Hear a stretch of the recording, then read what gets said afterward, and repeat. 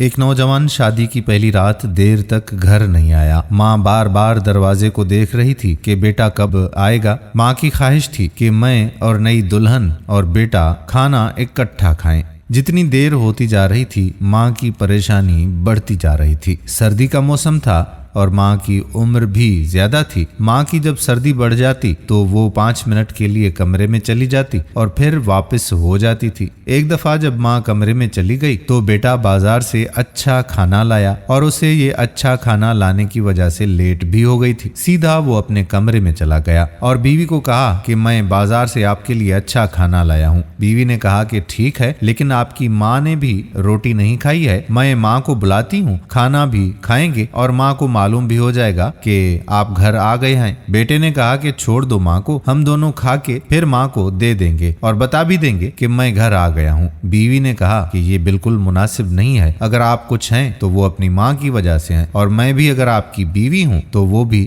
آپ کی ماں کی وجہ سے ہی تو ہوں۔ بہرحال بیٹے کا اصرار تھا کہ پہلے ہم دونوں کھاتے ہیں پھر ماں کو دے دیں گے۔ بیوی نے جب دیکھا کہ یہ انسان نما جانور ہیں تو فوراً کہا کہ آپ مجھے طلاق دے دو، میں جانور کے ساتھ نہیں رہ سکتی۔ ماں باہر گیٹ کے ساتھ بیٹے کا انتظار کر رہی تھی۔ ماں نے جب کمرے میں دولہا اور دلہن کی شور سنی تو وہ حیران ہو گئی کہ بیٹا کب آیا اور شور کیوں ہو رہا ہے۔ بہرحال جب ماں کمرے کے قریب پہنچ رہی تھی تو دونوں میاں بیوی کے راستے الگ ہو گئے تھے۔ بیوی اپنے ماں باپ کے گھر جا کر کچھ عرصہ رہی اور پھر دوسری شادی کر لی اور بوڑھی ماں یہ صدمہ برداشت نہ کر سکی اور اس دنیا سے رخصت ہو گئی۔ انا للہ وَإِنَّا إِلَيْهِ رَاجِعُونَ۔ 35 سال کے بعد یہ عورت حج کے لیے جا رہی تھی۔ اپنے 5 فرما بردار اور بہت مالدار لیکن ماں کی غلاموں کی طرح قافلے کے شکل میں جا رہے تھے۔ اتنے میں ایک فقیر بد حالات میں بھیک مانگ رہا تھا۔ جب عورت نے دیکھا تو اپنے بیٹوں کو کہا کہ اس بندے کو بلاؤ۔ بیٹوں نے فقیر کو بلایا۔ عورت نے جب قریب سے دیکھا تو خود جا کر فقیر کو کان میں کہا کہ کیا ماجرا ہے، کیا آپ بھیک مانگتے ہیں؟ فقیر نے کہا کہ ساری عمر بہت پیسہ کمایا، ابھی جب بوڑھا ہوا ہوں تو بیٹوں نے گھر سے نکالا اور ابھی مزدوری نہیں کر سکتا تو مجبور ہو کر ہاتھ پھیلانا پڑتا ہے۔ عورت نے کہا کہ میں آپ کی پہلی بیوی ہوں، آپ کو اپنے عمل کی سزا مل گئی اور الحمدللہ مجھے اپنے عمل کی جزا مل گئی۔